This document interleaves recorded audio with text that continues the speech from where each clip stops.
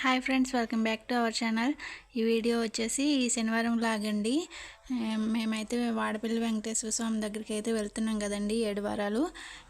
ఈ వారం వచ్చేసి 7వ వారం అండి. ఆ వెంకటేశ్వర స్వామి అనుగ్రహంతో ఈ 7 వారాలు అయితే సక్సెస్ఫుల్గా కంటిన్యూగా అయితే మానకుండా అయితే ఆ స్వామివారి దర్శన భాగ్యం అయితే మాకు కలిగిందండి. ఈ విషయంలో అయితే చాలా హ్యాపీగా ఉంది. ఎందుకంటే 2 వారాలు 3 వారాలు వెళ్ళి ఆగిపోయిన వాళ్ళు కూడా ఉన్నారండి. నాకు తెలిసి కూడా చాలామంది.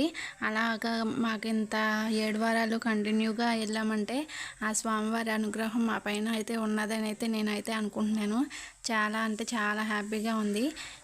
ఇంకా అష్టోత్తర పూజ కూడా చేయించుకుంటాకి ఆన్లైన్లో టికెట్ బుక్ చేసుకోవాలండి. ఈ వారం అయితే కుదరదు. నెక్స్ట్ వీక్ అయితే టికెట్ బుక్ చేసుకుని అష్టోత్తర పూజ కూడా చేయించుకుంటాము. ఆ రోజు అయితే పిల్లల్ని కూడా తీసుకెళ్ళాలండి. పిల్లల్ని తీసుకెళ్ళి అష్టోత్తర పూజ చేయించుకుని వచ్చేటప్పుడు అయితే నిడదవోలు కోట సత్యం తల్లి గుడి దగ్గరికి వెళ్ళాలి. పక్కనే సాయిబాబా టెంపుల్ ఉంటుంది. ఇదివరకు నేను ఒకసారి వెళ్ళానండి. చాలా బాగుంటుంది. ఈసారి పిల్లల్ని కూడా తీసుకుని వెళ్ళాలి అయితే అనుకుంటున్నాము. ఇంకా ఇక్కడ అయితే నిడదవోలు వచ్చామండి. నిడదవోలు అనమాట ఇది.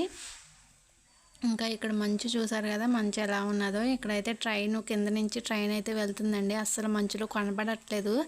ఇంకా చూస్తారు కదా, కొంచెం లైట్ అయితే కనిపిస్తుంది అంతే.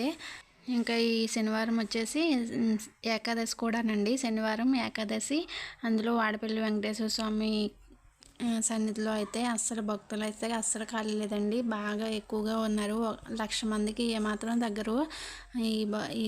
ఈరోజు అయితే ఏకాదశి, అందులోనూ శనివారం, కార్తీక మాసం కాబట్టి ఇది కూడా చూసారు కదా, ప్రదక్షిణలు చేసే కాడనమాట. అస్సలు కాలు తీసి కాలు పెడతా కూడా లేరు, అంతలా ఉన్నారనమాట ఈ వారం. ఇంకా అయినా కానీ ఆ స్వామివారి దర్శనం మాత్రం బాగా అయ్యిందండి. చాలా బాగా జరిగింది. దర్శనం అయిన తర్వాత భోజనం చేసేసి ప్రసాదం తీసుకుని మేమైతే స్టార్ట్ అయిపోయామండి వెనక్కి. ఇంకా ఇంటికి వచ్చేటప్పటికి 2:30 అయ్యింది. ప్లీజ్ ఎవరైనా మన ఛానల్ ఫస్ట్ టైం చూస్తున్నట్లయితే ప్లీజ్ సబ్స్క్రైబ్ చేయడం మాత్రం మర్చిపోకండి. Thank you for watching.